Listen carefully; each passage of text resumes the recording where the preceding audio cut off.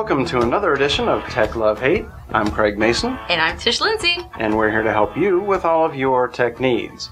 On this edition, we will be discussing whether or not you should put money into your current computer, upgrading its systems and whatnot, or whether you should instead invest that money into a new computer. We're also going to cover how to prepare for the transition to a new computer if you decide to get a new one. And for you Windows users, when you should never click the Scan My Computer for Viruses button.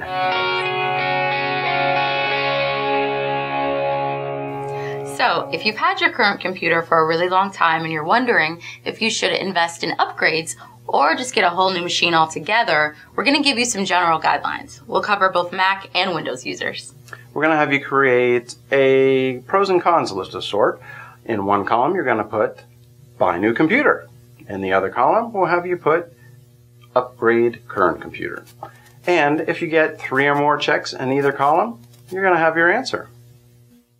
First up, Windows PC users. If you have an Intel processor with a Pentium 3, Pentium 4, or Celeron chip, or an AMD processor with a Sempron or Athlon chip, you'll want to put a check mark in the Buy New Machine column. And you Mac users, if you've got a G4 or a G5 processor, also put a check in the Buy a New Computer column. If your computer has less than 1 gigabyte of RAM, you'll want to put another check mark in the Buy a New Computer column. And if your computer has a 320 gig hard drive or smaller, also put a check mark in the Buy a New Computer column.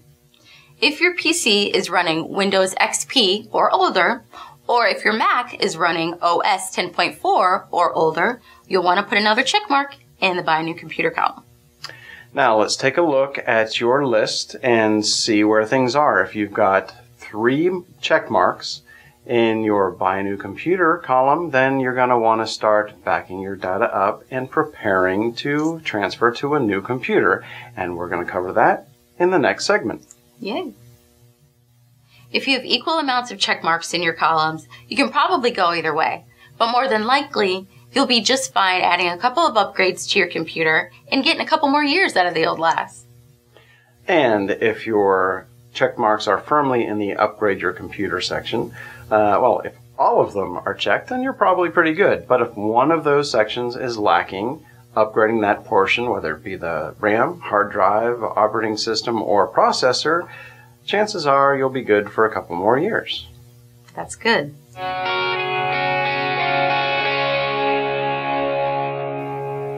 If the check marks in your columns have led you to the conclusion that it is time to purchase a new computer, we've got some steps that will hopefully make your transition a bit easier.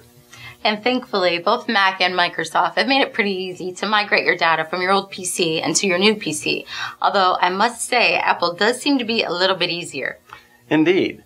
All you need is either an Ethernet cable or a FireWire cable. And when you fire up your new Mac for the very first time, it's going to actually ask you if you already have a Mac. If you do, you click, Yes, I have a Mac. It'll ask you to connect your computers together with either of those cables, and it'll zip all of your data and your applications, if you want, over onto your new Mac. That's easy. Now, for Microsoft Windows users, there are a few extra steps. First of all, you're going to need an external hard drive. The good news is, though, if you don't have an extra hard drive, you can buy one for pretty cheap. Now, on your old PC, you'll need to download and install the Windows Easy Transfer software. Now, once you've downloaded and installed the Windows Easy Transfer software, launch it and follow the on-screen instructions. At some point, it's going to ask you where you want to save your data. Here, it's really important that you choose that external hard drive. If you don't, it will just save the data to your internal hard drive of your current computer, and that's really not going to help you. Now, after that data transfer is complete, unplug that external hard drive from your current computer and plug it into your new computer. Easy. So after you start up your new computer, you'll just want to restore your data using the built-in Windows 7 Easy Transfer software. Now, the thing of it is, it's not going to transfer any applications, meaning like Microsoft Word, Adobe Photoshop, anything that you've downloaded onto your old PC. So you'll have to reinstall those applications. So This next topic is for Windows users only. Thankfully, you Mac users don't have to worry about this issue.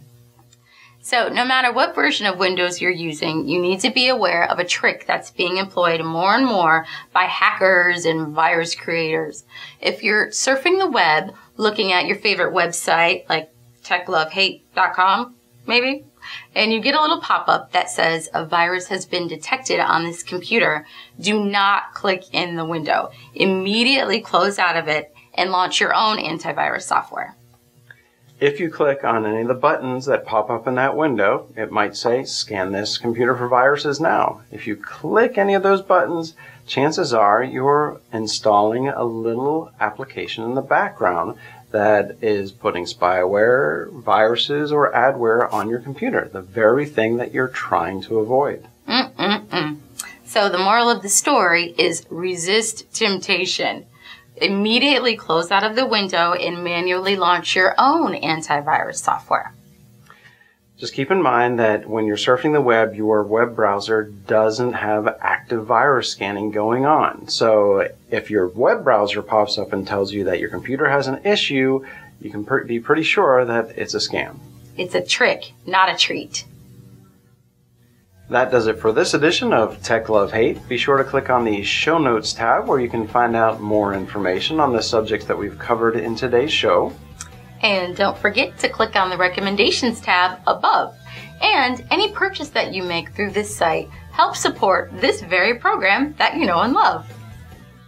And if you live in the Nashville, Tennessee area and you need tech help at your home or office, click on the PC Love Hate tab where you can make an appointment to have us come out and take care of your tech issues. And as always, remember, if you love what technology can do for you, but hate what it does to you, TechLoveHate.com. See you next time. Bye.